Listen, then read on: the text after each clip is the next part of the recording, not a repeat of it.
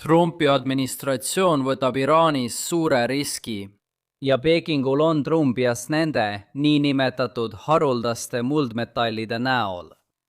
Nende tarnete katkestamine võiks põhjustada suure probleemi Ameerika Ühendriikidele ja Taiwanile. Küsimus on, kas Xi avaldab survet? Kui vaadata laiemat pilti ja mõelda maailmale, mis on sõjas, ning sellele, mis on Pentagoni planeerijaid juba aastakümneid murelikuks teinud, siis selleks on Indo-Vaikse ookeani piirkond. Ja täpsemalt, ühel päeval proovib Peking tungida Taiwani, põhjustades majandusliku spiraali, mis muudab praegused Iraani sõjast tingitud probleemid selle kõrval tühiseks. Tere tulemast 21. sajandisse, kus 20% toornaftast liigub läbi Hormuzi väina. Aga umbes 60% pooljuhtidest ja 95% tippklassi pooljuhtidest tuleb Taiwanist. Peamine mure, mida tihti arutame ja mis muudaks sõjas oleva maailma tõeliseks kolmandaks maailmasõjaks, on koordineeritud operatsioon. Piiramatust sõprusest Moskva ja Pekingi vahel, kus esimene tungib Ida-Euroopasse ja teine ületab Taiwani väina. See tekitaks Ameerika Ühendriikidele märkimisväärse surve, mis oleks selleks ajaks tõenäoliselt juba uue presidendi juhtimise all ning millel on mõlemas piirkonnas olulised majandushuvid. Euroopa väljavaated paistavad lühemas ja keskpikas plaanis paremad. Venemaa enda tekitatud segadus Ukrainas takistaks Kremlil lühiajaliselt piisavalt vägesid koondamast, vähemalt mitte ilma teise rinde jaoks armeed mobiliseerimata, mis oleks suur poliitiline risk. Keskpikas perspektiivis on Euroopal iseseisvalt piisavalt jõudu Vene vägede peatamiseks, kui Euroopa NATO liitlased kulutavad 5% SKT-st kaitsele. USA panus muudaks protsessi sujuvamaks. Indo-Vaikse ookeani piirkonna väljavaated on lühi- ja keskpikas plaanis muret tekitavad. Keskpikas plaanis ehitab Peking piisavalt dessantlaevu, et tõsine sissetung Taiwanile muutuks võimalikuks. Lühiajalaliselt näitab Ameerika Ühendriikide merevägi, et ta ei saa võluväel sõrmi nipsutades üleöö väina kontrolli alla võtta. Jah, tasub märkida, et ükski teine merevägi ei küündiks ligi lähedalegi selleni, et proovida seda, mida Ameerika Ühendriigid Iraanis proovivad. Samuti tasub märkida, et on suur vahe selles, kas üritada režiimi võimult lahkuma sundida, pommitades vastavat riiki, või üritada amfiibset sissetungi tagasi pöörata sama meetodiga. Mereväe jõu kasutamine pole kunagi lihtne. See mure oli osa riskist, mis võis viia Iraani sõja alguseni. Kui Hiina Rahvavabariik tungiks Taiwanile, võiks Iraan tunda sarnast survet tegutseda Lähis-Idas, kui USA merevägi on seotud Indo-Vaikse ookeani piirkonnaga. Ameerika Ühendriigid ei muretse Indo-Vaikse ookeani piirkonnas lähituleviku pärast, tänu dessantlaevade puudumisele. Eeldades, et luurehinnangud on õiged, peab Peking ootama vähemalt aastani 2027, enne kui dessantlaevade probleem on lahendatud. Kui USA eemaldaks, Iraani 2026 aastal saaks Peking vaid pealt vaadata. Siis ei peaks USA merevägi hiljem kahe rinde vahel jagunemist kartma. Võib-olla see heidutakski Pekingit Taiwani üldse ründamast. Muidugi, et seda käiku edukalt läbi viia, peaksid Ühendriigid kaks väga keerulist ülesannet veatult lahendama. Esiteks oleks vaja mingitki võitu Iraanis. Liiksid kiiresti taastuma, et olla valmis Indo-Vaikse ookeani piirkonna väljakutseteks. Võtame need kaks väljakutset ajaliselt järjestikku. Poliitiliselt on see sõda olnud Trumpi administratsiooni jaoks algusest peale katastroof. Sellel sõjal oli Ameerika küsitluste ajaloos kõige ebapopulaarsem algus. Puudus lipu ümber koondumise efekt ning see toimus enne, kui USA's tõusid kütusehinnad. Ja see on vaid sisepoliitiline pool. Jätan mainimata, mida arvavad sellest Lähis-Ida välised rahvusvahelised partnerid. Samuti on märgata, et see on ajaga halvenenud. Sõja alguses arvas 38% ameeriklastest, et Trumpi administratsioon oli selgelt selgitanud USA eesmärke Iraanis. Võiks arvata, et Iraani sõda on viimased üle 3 nädala olnud peamine uudiste teema ja siin oleks rohkem selgust. C-number on langenud 32%-ni kajastades Trumpi administratsiooni ebajärjekindlat narratiivi sel perioodil. Kui keskendume aga ainult puhtalt sõjalisele poolele, on olukord pigem kirju. Iraani relvastus on selgelt halvenenud, eriti ballistiliste rakettide ja droonide vallas. Stardid on võrreldes sõja algusega oluliselt vähenenud ja Iraani vastulööke puudutavates andmetes pärast rünnakuid Iraani lõunaparsi gaasivälja vastu on vaevu mingit hüpet näha. Varem arvati, et Iraan võis varusid hilisemateks rünnakuteks hoida. See väike muutus näitab, kui suured on Iraani varuks hoitud kogused. Tööd on muidugi veel teha, aga CENTCOM paistab olukorraga rahul olevat. Tuumaprogramm on hoopis teine teema. Ameerika Ühendriigid alustasid nende objektide ründamist, mis viitab, et Pentagoni arvates eemaldasid eelmise aasta juunis toimunud rünnakud kogu Iraani võimaliku läbimurdevõimekuse. Ameerika Ühendriikide jaoks on siiski veel mõned segasemad sõjalised küsimused. Üks neist on Hormuzi väin. Kui USA ei suuda seda jõuga taas avada, on sõda kaotatud. Eelmisel nädalal arutasin sunnitud taasavamise usutavust. Mõned kommentaarid viitasid, et ma väitsin, et see oleks lihtne. Ma ei väitnud seda. See saab olema suhteliselt lihtne, kui Ameerika Ühendriigid rannikul Iraani vägesid nõrgestavad. Operatsioonid algasid hiljuti ja peavad olema ulatuslikud, enne kui tankerid mõtlevad väina läbimisele. Hoia sellel olukorral silm peal. On ka Iraani valitsus. Olukorda võiks kõige paremini kirjeldada pigem kaotusena valitsusele, mitte valitsuse kukutamisena. Endine ülemjuht, tema kõrged alluvad ja mõned lähisugulased on surnud. Tema poeg peaks nüüd olema ülemjuht, kuid ma lähen hulluks, sest pole mingeid tõendeid, et ta elab. Ma kaldun nüüd jätkama pulgakujudega, isegi siis, kui ta peaks välja ilmuma. Seega kirjeldaksin seda osa konfliktist kui Ameerika Ühendriikide sõjalist edu, kuid samal ajal ei toonud see Iraanis soovitud tulemust. Peaksime sellele andma mitte täieliku hinde, sest autokraatlikud valitsused on turvalised vaid seni, kuni pole enam. Kokkuvõttes on olukord Ameerika Ühendriikide jaoks poliitiliselt halb, kuid sõjaliselt üsna hea, kuigi mitte täielik läbimurre. Järgmisena teine küsimus. Ameerika Ühendriigid peavad enne Hiinaga vastasseisu taastuma. Kahjuks räägin sellest probleemist üldiselt, sest keegi väljaspool Pentagoni ei tea tegelikult, kui tõsine see probleem on.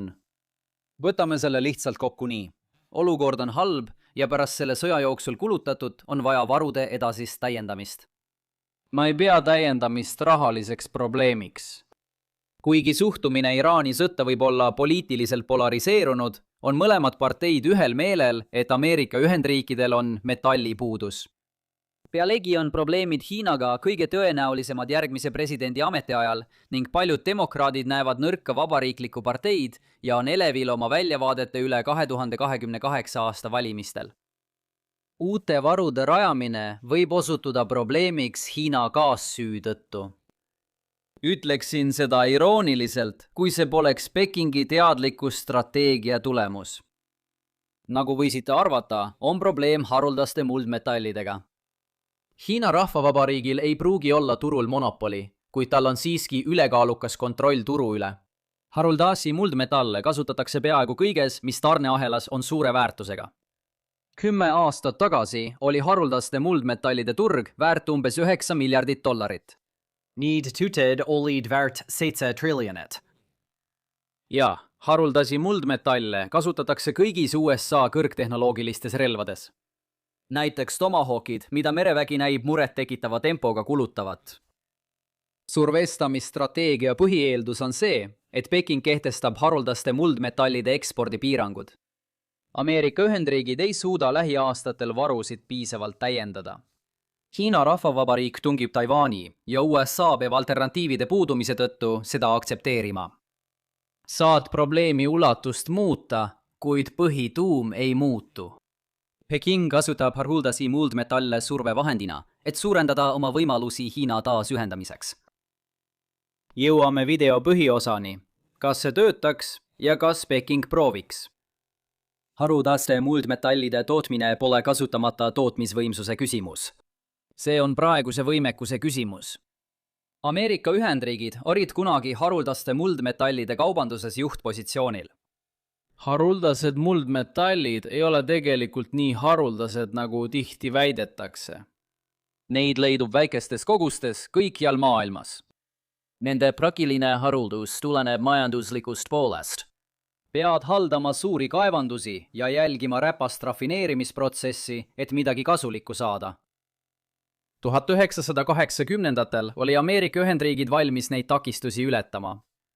California Mountain Passi kaevandus andis USA'le umbes 30% turuosast. Siis juhtus kaks asja. Washington kehtestas keskkonnanõuded, mis piiravad räpast rafineerimist ja tõstsid kodumaise tootmise kulusid. Teiseks tuli turule Hiina. See oli majanduslik ja strateegiline otsus. Majanduslikult ei olnud Peking eriti mures keskkonnamõjude pärast. See võimaldaks Hiinal teisi tootjaid hinnas alla lüüa. Kui see õnnestuks, sulgeksid teised riigid oma tegevuse täielikult. See annaks Hiinale strateegilise eelise. Haruldased muldmetallid oleksid Hiina jaoks sama, mis Lähis-Ida nafta või hiljem Taiwani pooljuhid. Kui kõik sõltuksid Hiina tootmisest, saaks Peking ähvardada tarnekatkestusega poliitiliste järeleandmiste väljapressimiseks. Ja põhimõtteliselt just nii juhtuski. Hiina suurendas oma turuosa. Mountain Pass kaevandus ja teised kaevandused suleti USA-s. 2010. aastaks toimus 97% tootmisest Hiinas. Siis tuli esimene tõeline poliitiline proovikivi. Haruldaste muldmetallide kriis 2010-2012. See polnud 5-osaline süžee sinu lemmikkoomiksist. 7. septembril 2010 tegutses Hiina laev, see sinine ekraanil, väljaspool määratud kalapüügivetes vaidlusaluste Senkaku saarte lähedal. Jaapani rannavalve sekkus ja algas jälitus, mida sa praegu vaatad. Järgnenud jälituse käigus põrkas Hiina laev kokku mitme rannavalve patrull-laevaga. Jaapan pidas laeva kinni ja arreteeris kõik pardal olnud. Peking polnud rahul ning Hiina kasutas sundvahendina haruldaste muldmetallide ekspordi piiramist Jaapanisse. See langes kokku sellega, et Hiina tõstis eksporditolle ja vähendas tootmist 20%. Haruldaste muldmetallide hinnad tõusid aastaga 10-kordseks. Lääne reaktsioon tuli peamiselt Jaapanist, Austraaliast ja USA-st. Jaapan investeeris Austraalia Linuse korporatsiooni, et tagada haruldaste muldmetallide püsiv kättesaadavus. Mountain Weldi kaevandus avati järgmisel aastal, tehes Austraaliast esmakordselt olulise haruldaste muldmetallide tegija. Ameerika Ühendriigid hakkasid tõsiselt turule naasma. Hiina turuosa on langenud vaid umbes 60%-ni tootmisest, kuid riigil on endiselt 90% töötlemistööstusest. Hiina suutis lõpuks laeva meeskonna vabastamise tagada, kuid sellel võis olla dominoefekt, mis kahjustas riigi pikaajalist sundvõimet. Ja tõepoolest, küsimus pöördub tagasi selle juurde, kas Hiina üldse prooviks sellist survetaktikat kasutada. See erineks Hiina tavapärasest poliitikast. Teenige raha ja ärge ajage vett sogaseks. USA ja Hiina on küll konkurendid, kuid nende suhe pole nagu külma sõja ajal. Liidrite kohtumised on tavapärased ega mõjuta uudistsüklit nagu Reagani ja Gorbatšovi kohtumine Islandil. Hiina suurim oht on märkimisväärne majanduslangus. Valge Maja ei lepiks lihtsalt haruldaste muldmetallide ekspordikeeluga. See vastaks kahtlemata samaväärse tariifipaketiga. Hiina võib taas kogeda 2010. aasta kriisi, kus keeld suunab investeeringud mujale.